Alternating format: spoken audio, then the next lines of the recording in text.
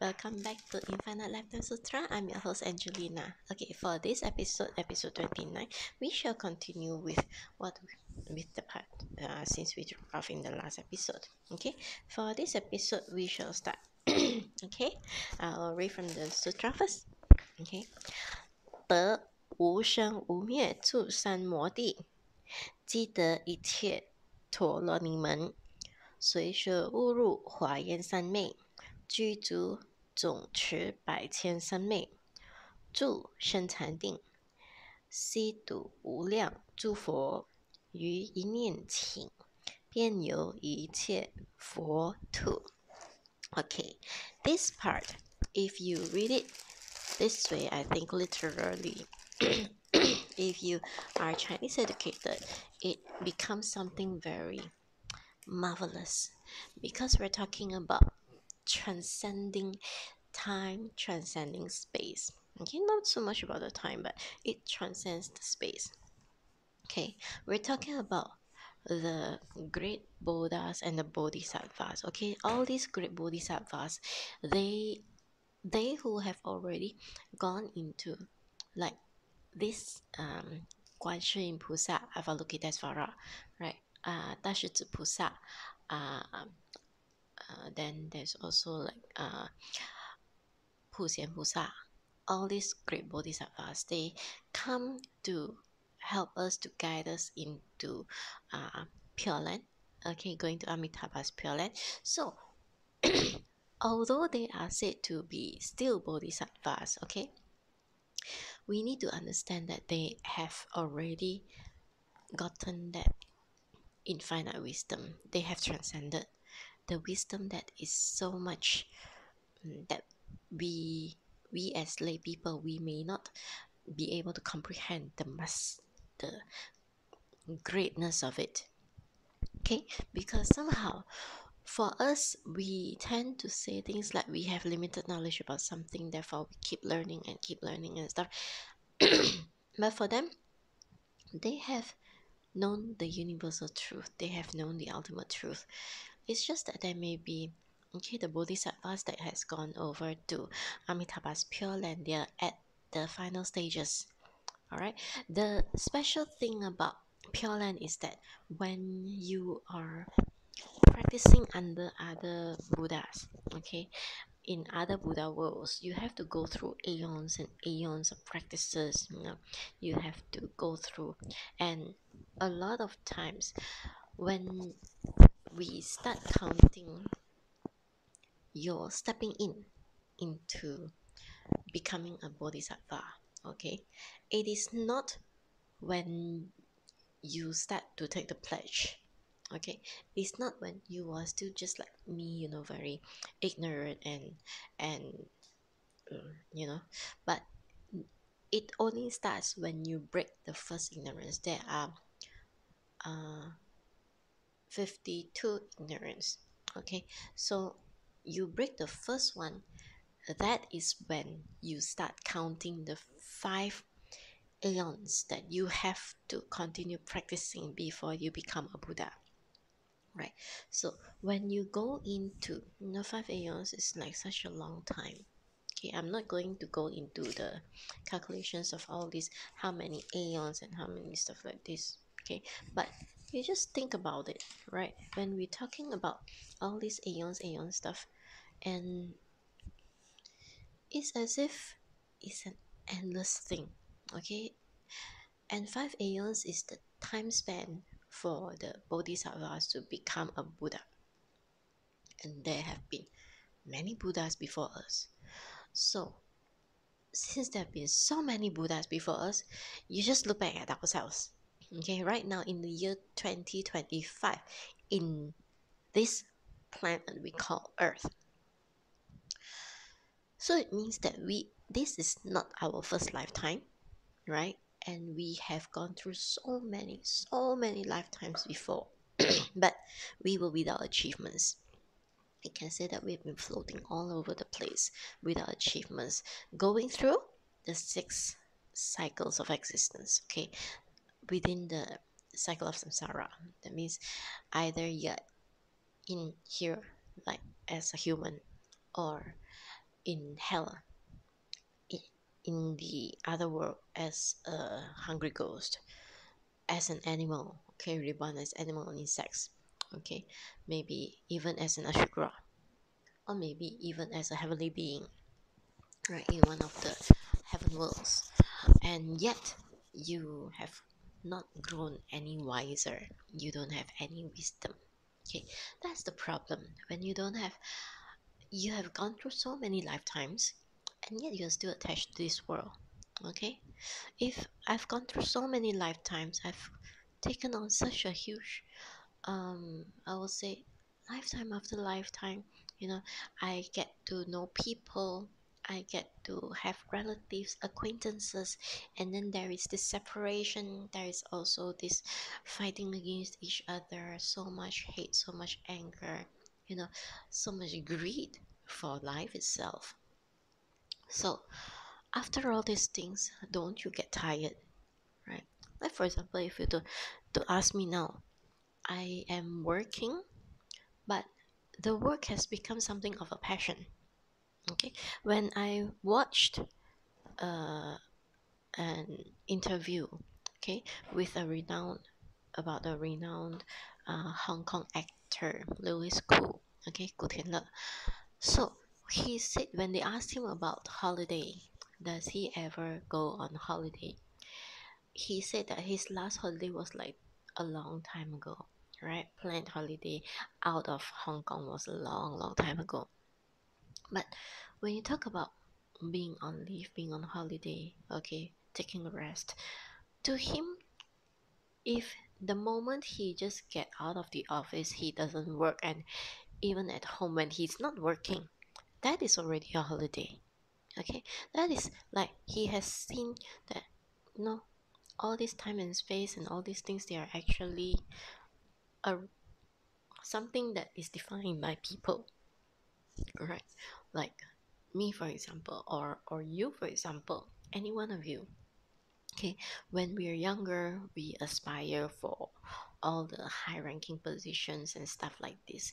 But the moment when after a certain age, okay, we have seen it all. We have seen like how some people in their quest for all these higher positions, they lose their freedom, they lose their families, they even lose themselves, right?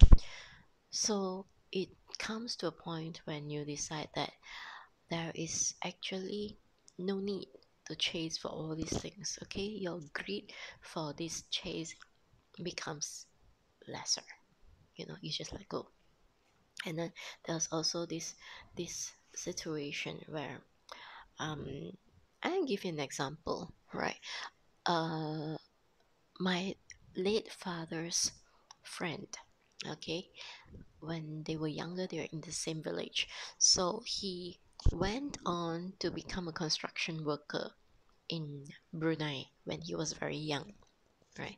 Then he got the fortune of meeting with people and going to Japan to open up a travel agency, okay, with his brother at that time. So they were very successful. In fact, he was so successful in his business that, the he seems to be the sole travel agency to conduct all these flights between Japan and Taiwan, Japan and Malaysia, and things like this, right? Super rich. And one day he said he picked up the phone, and the phone literally dropped from his hand. Right, he was tired, physically tired, that the phone dropped from his hand, and he said that's it, right? Because of that. But then he was married and he had children, so his elder was already born at that time. So he went on to bring his family. He sold his entire business to his brother, who was still running the business. So he left and went to the United States, and his children were um, United States citizens. Okay, so his brother had continued with the business. Very successful man. Day and night he was talking about work, work, work, work, work, talking about the business, about business, about business. And when he was almost at an old age, he didn't have anyone to talk to. He had a wife and children, but when they grew up, okay, when the children had grown up, the wife asked for a divorce from him because he's like non-existent to the family. Okay, he wasn't there for his wife, he wasn't there for his children, he was just taking care of the business, earn that kind of money, a lot of money. So he only he can only just call his brother, who was my late dad's friend, call him, and then they were talking. That's the only time that he ever talked to his family members. Okay, so why do we need to go through all these things? Okay, why can't we just let go? Okay, isn't all this fame and fortune enough for our lifetime, enough for us to just, he could have just stole his business and then have all this money in the bank, just living his life out of the dividends of the banks and stuff like this. But he went on and he lost his family, he lost his wife and children, and there were not much friends around him. So that story aside, okay, so now we're talking about the Bodhisattvas.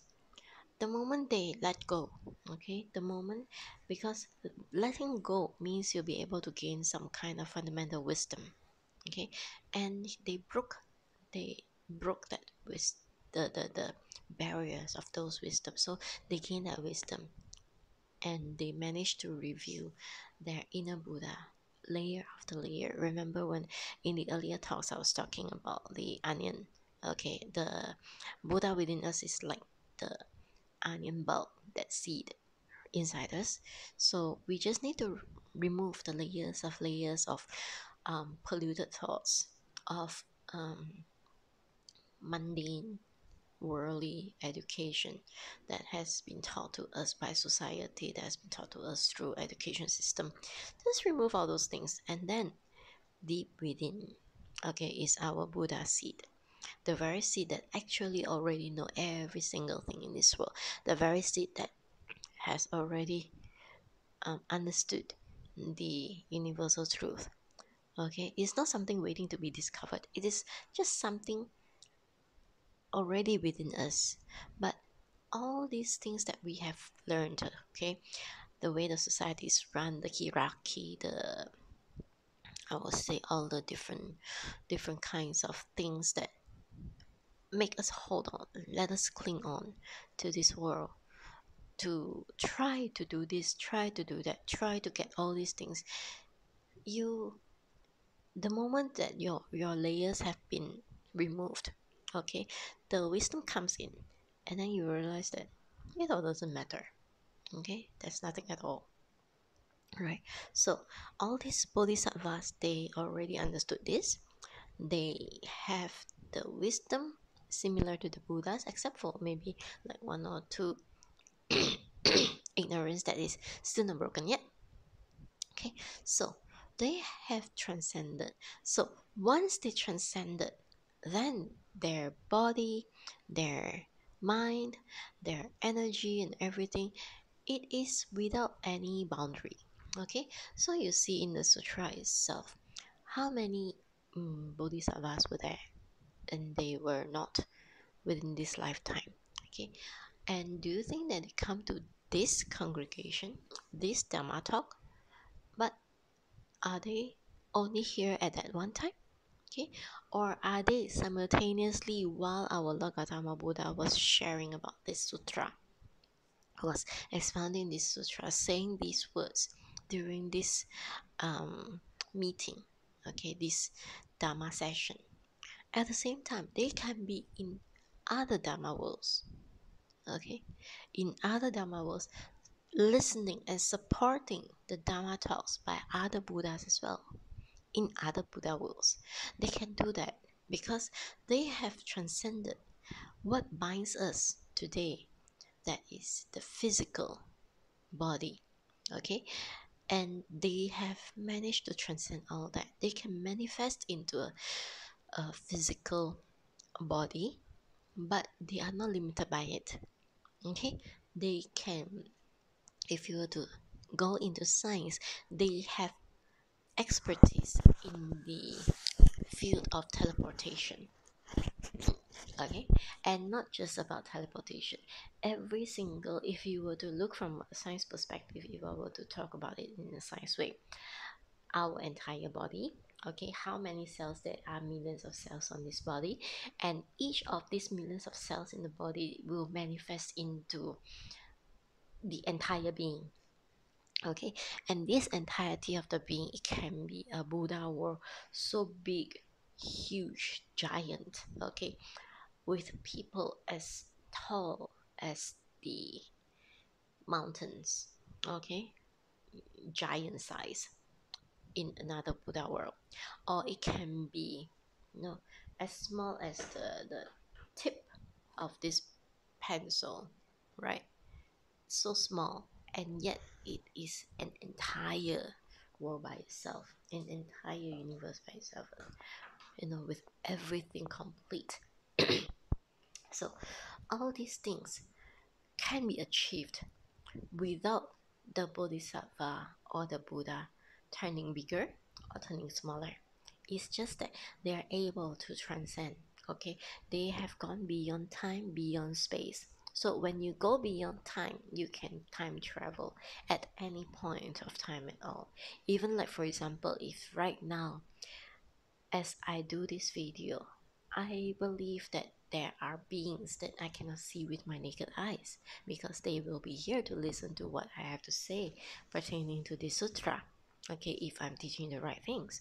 And then at the same time, they may probably not just be here, but they can be in another place, okay, listening to those great Buddhas giving the Dharma talks. And then they probably the things that I say are actually the signals that they send to me. Okay, even though I cannot 100% be listening to them. Okay, but they send all these messages to me, which I relay to you. I don't find that weird at all, because we are ultimately one with the entire universe. Okay, and the entire universe is also one with us. So whatever that is being sent from there up until here, and from here will go out until there. That is how, when the water experiment by Dr. Masaru Emoto, okay, that water experiment itself is proof that the all the atoms, okay, can listen to the surroundings, and all our surroundings are receptive, and they're also listening and bouncing back the same vibes to us. All right, so that's why people always say, when you do good to people, other people will reciprocate. Okay, because you do, logically speaking, okay, analytically speaking, when you do good to people, then people will come back to you good also. But at the same time, when we're talking about, like, for example, how do you go about explaining about some people when they receive a car, right?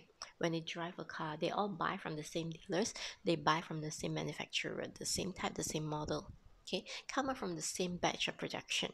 Why is it that some are driving cars without any fault, and another can be driving the same car, the moment he got it, then he got into trouble?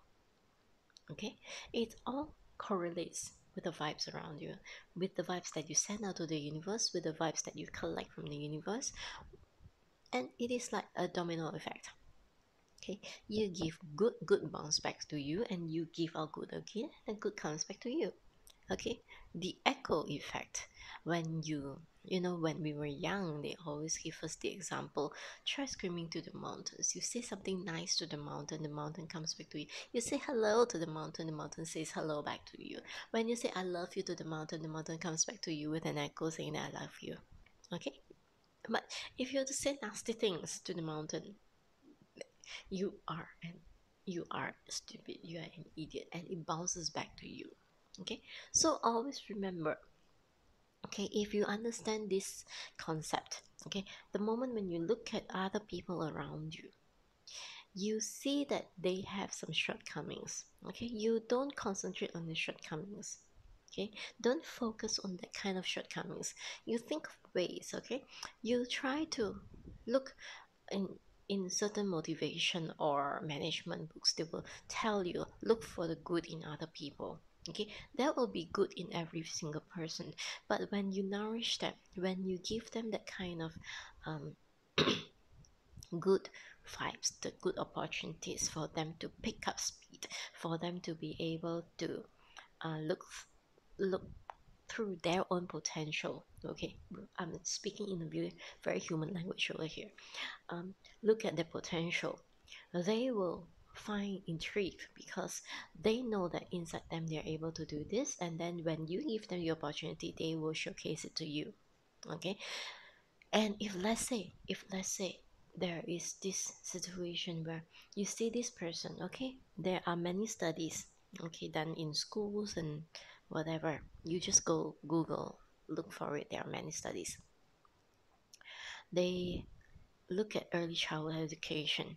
So they split two classes. Okay, one class where the teacher is always encouraging the good things and stuff like this, and the other class the teacher is just scolding everything.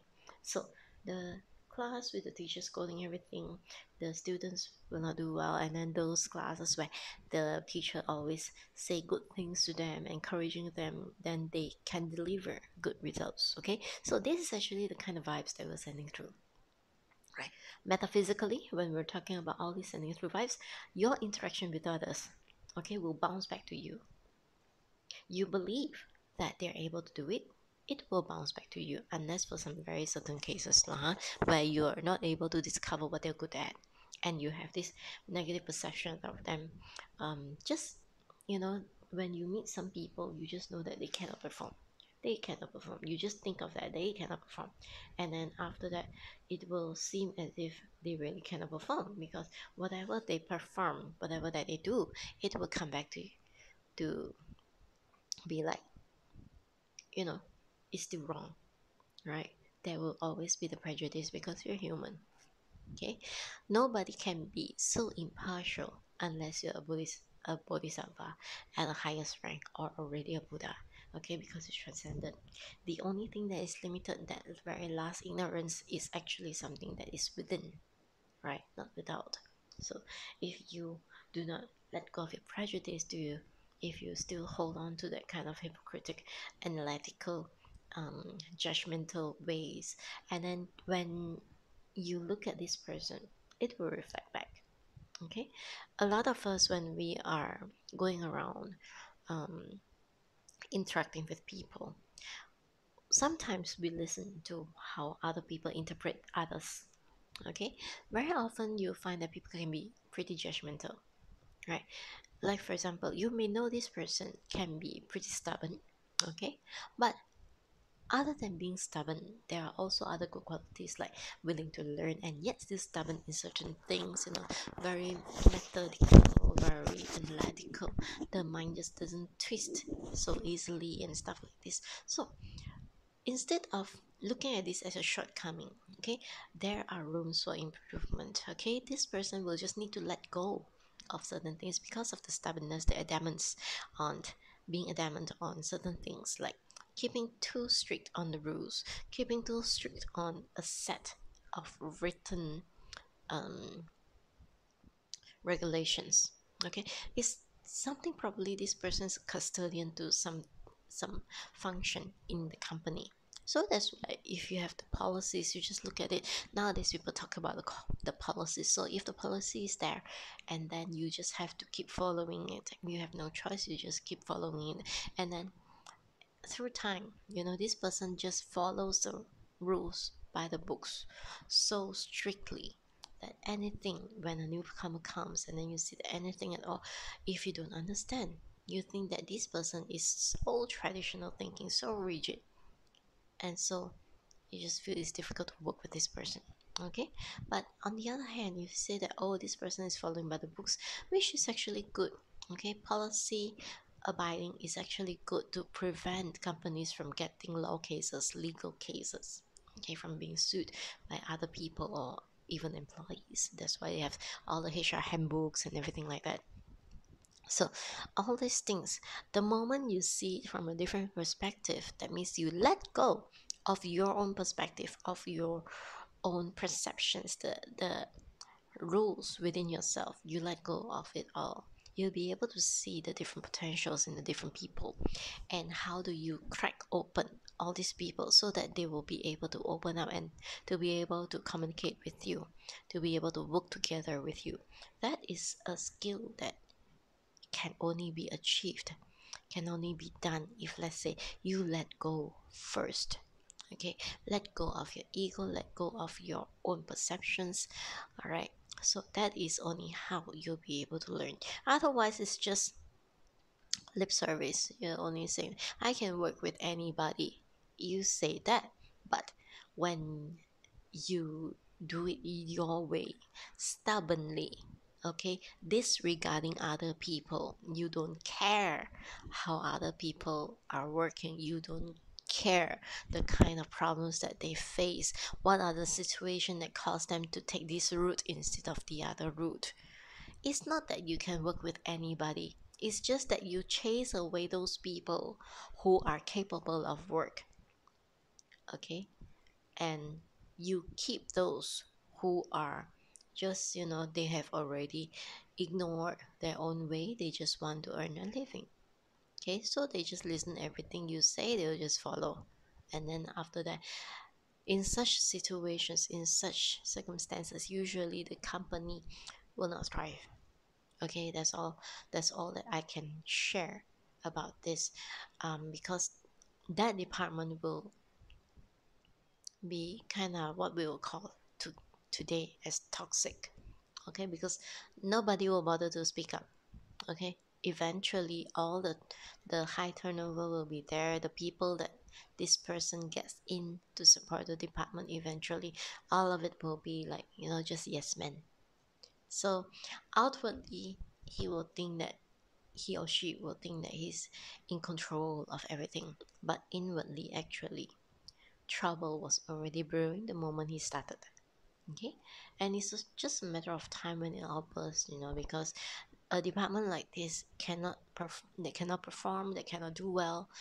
Eventually it will reflect, and if the management teams are wise enough, they will detect and they will put a stop to this.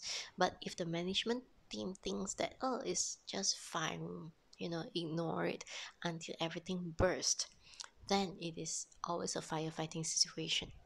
Okay, so coming back to this topic, okay, so when they transcended, okay, they let go of everything, they transcend, they're able to go to the biggest or the smallest without even changing. All right, when you are in this planet, okay, your 5 feet height, my 5 feet height is a 5 feet height based on this world. Okay, when I go to another world, okay, I probably the planet can be so tiny in comparison with ours, probably so tiny, and yet when I enter this world as a bodhisattva, I enter this world, I am going to be among the height of those people of this world.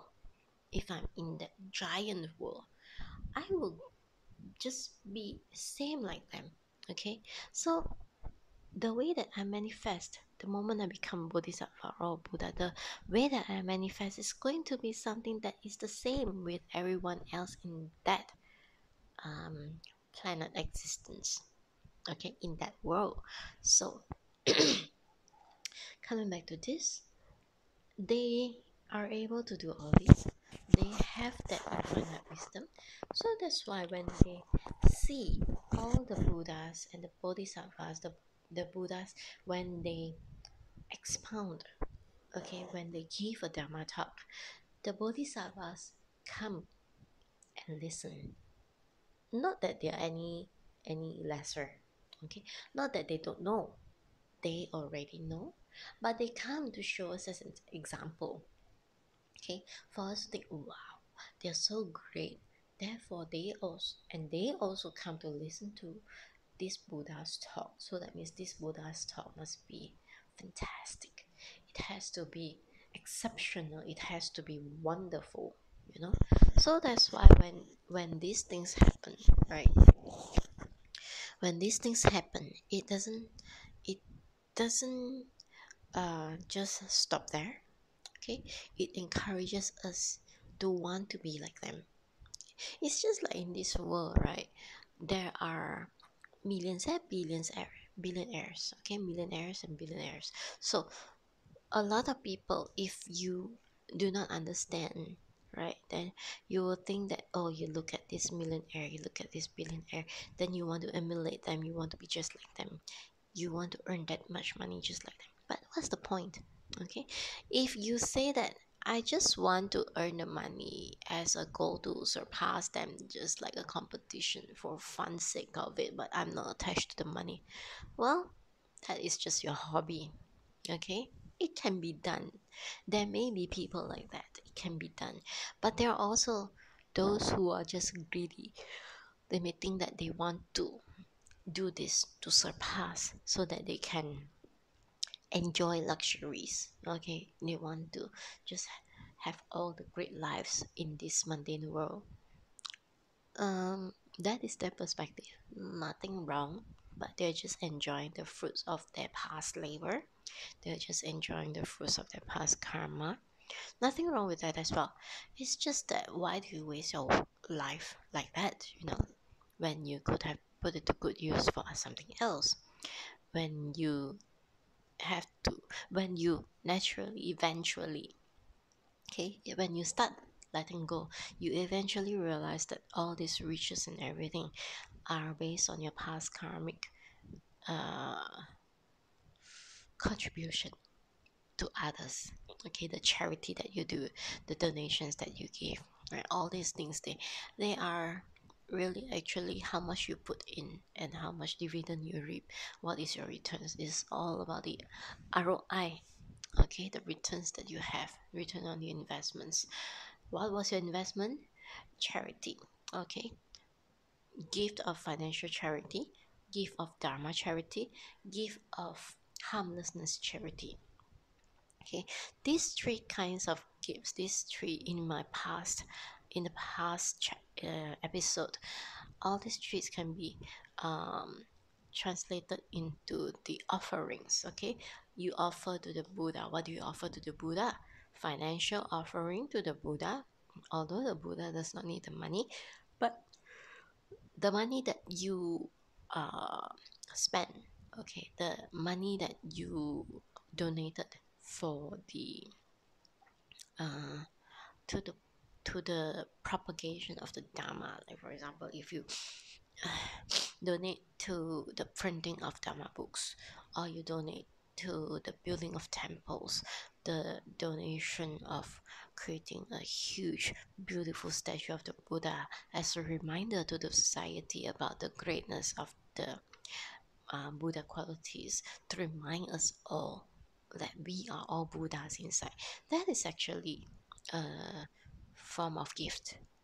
Okay, so I will say that there are many ways for us to learn how to let go, and all these things are actually offerings. Okay, back to the Buddhas, back to the Bodhisattvas, back to the society. And eventually, because of all these things, remember we are one with everything and everything is one with us. So it comes back to us. Right, the society, all the riches that you ever thought of, they come back to us. Okay, if your intention has always been to make sure that people do not starve, so you have food donation, okay, to the poor, okay, so that they don't starve, you won't be starving in your lifetime, okay, or many lifetimes after, depending on how vast is your, how pure is your intention. Or maybe you support education. Even if you don't have a PhD, your wisdom is absolutely higher than those who have studied PhD, or who have gone into so many case studies or white papers or research and things like that. There's so much that you can achieve. Okay, uh, yeah, I have to apologize for this because I was working very late last night. So when we talk about this, right, how do they travel? If they're able to transcend time and space, how do they travel? They travel just by thought. Okay, the speed of thought. They don't need to, like, you talk about spaceship, you talk about flying saucers, UFOs, all these things. The Buddhas and the Bodhisattvas, they don't need all these external vehicles to fetch them. They only need to think. And the moment that they think, they're already there. They already manifest themselves there. Okay? So, in the entirety of it, when you're talking about it, okay, there is always this phrase, Sanmei. Okay, when you read the Buddha Sutra, Sanmei. What is Sanmei? Okay, the Sanmei refers to 正定、正受，没有分别执着，OK，等烦恼，就是正常的享受。Okay, when we're talking about Sanmei, it is a form of enjoyment. Okay, enjoyment in the sense of actual meditation, okay, or actual focus. 正定, the right kind of focus, the right kind of meditation. Okay, and then 正受, the right kind of experience. Okay, when you talk about all this 正定, the right mindfulness, 正受, okay, the right kind of the way that you receive the things around you, and then there is no differentiation, you have no perception, no ego. Okay, there is no delusion. Okay, all these are considered as sorrows of worries. Okay, when you don't have all these things, okay, you have that, the way that when you study the Paticcasamuppada Sutra. The Paticcasamuppada Sutra is actually tracking from your first ignorance right up to your existence today. And if you were to go backwards, you will eliminate right up to the first ignorance. Okay? So when we come in contact with things around us, okay, like for example, if I were to look at my earrings, okay, I have this pair of earrings that I wear to work. Okay, this pair of earrings that I wear to work. So these earrings are like I just wear them because I have this hole in the ear, so I just might as well wear them. But if you were to look from a normal perspective, okay, when people come in contact, okay, this is just an earring. Okay, this is just an earring. When your sight, when your eyes come in contact to look at these earrings, okay, is there any perception form to it? Okay, when you look at the earrings, what is your perception form into it? Okay, what happens is that the earrings, okay, the image of the earring passing through your eyes get processed in your brain, and then the brain will put a meaning to it. Like for example, if I just show you this, the first thing, okay, I just show you this, the first thing that you do is that you form that word very quickly. Your senses, okay, your eye senses will bring the image into your head, and your head will process it and give it the title earring. And where did the word earring come from? Okay, it comes from all the learning that we have. So the moment that it comes in earrings, all right, you look at the design of it. Some people, they go through the interpretation or the design of it. Oh, it is round, it is a zirconium crystal, it is a very nicely handcrafted, workmanship is very good. right? And some people go into the all the size of it looks like a 2 carat kind of thing, and they make a lot of interpretations, including whether they like it or they don't like it. Okay, if they like it so much and then after that they feel attached to it, they just need to buy it, they just need to own it.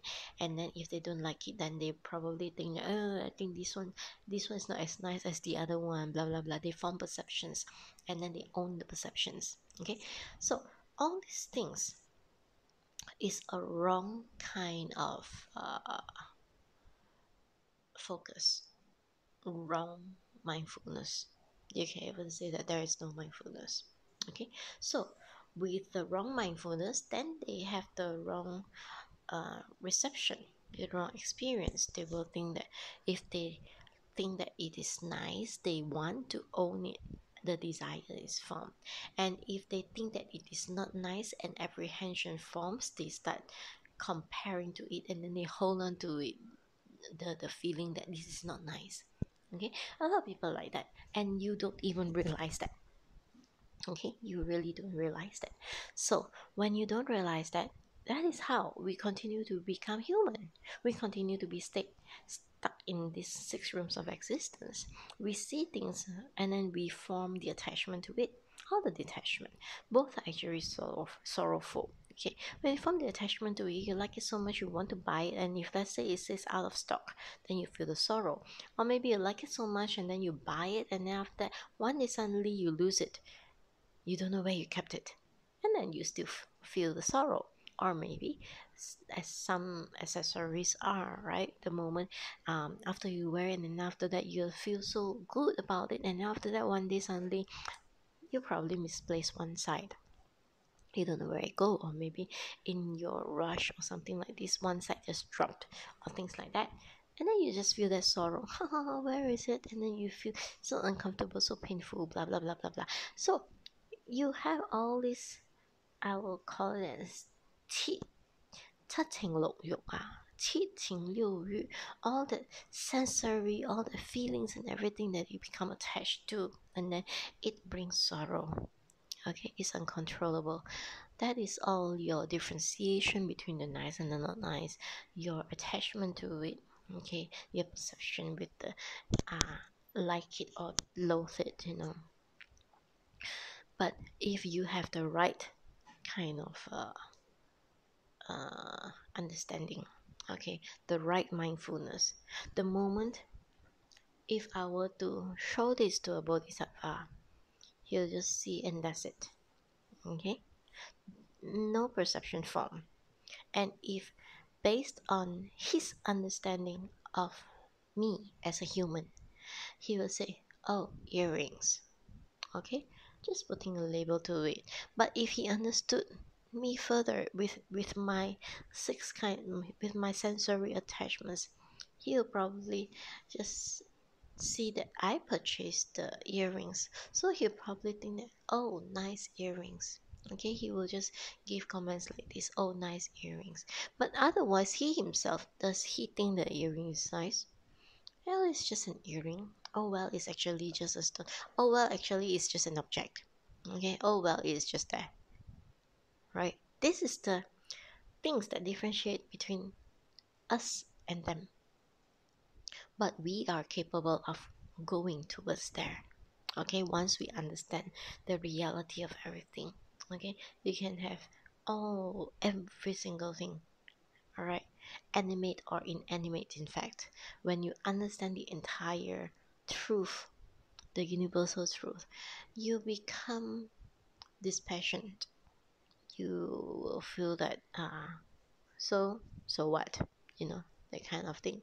But out of compassion for other people, you will still put the label to it, put the name to it, put the form to it, and then you will still continue to, you know, entertain the people, the ignorant people. Okay, so they have understood, they have transcended, they can split themselves into countless of Buddha worlds at the same time, simultaneously listening to the different Dharma talks without any ounce of getting bigger or any ounce of getting smaller. Okay, they just maintain as is. Okay, while they're in the different Buddha worlds. Okay, all with just the speed of a thought, all with just a thought. The moment they think they're there, they are already there. Actually, we can do that too. Okay, imagine yourself. Okay, imagine yourself right now at the and something iconic, Great Wall of China. Okay, when your mind thinks of Great Wall of China, you are already there. Okay, your that thought have already brought you to Great Wall of China, although physically you're not there, but your mind thought is already there. So same theory. Okay, same theory. They are not restricted by the physical body. Okay, they just manifest themselves by that thought into that Buddha world. Okay, so 45 minutes. I'm not going to continue to bore you with this um, transcending thing. All right, so we shall meet again in the next episode with the next couple of phases. Okay, so see you again in the next one. Take good care. Amitabha.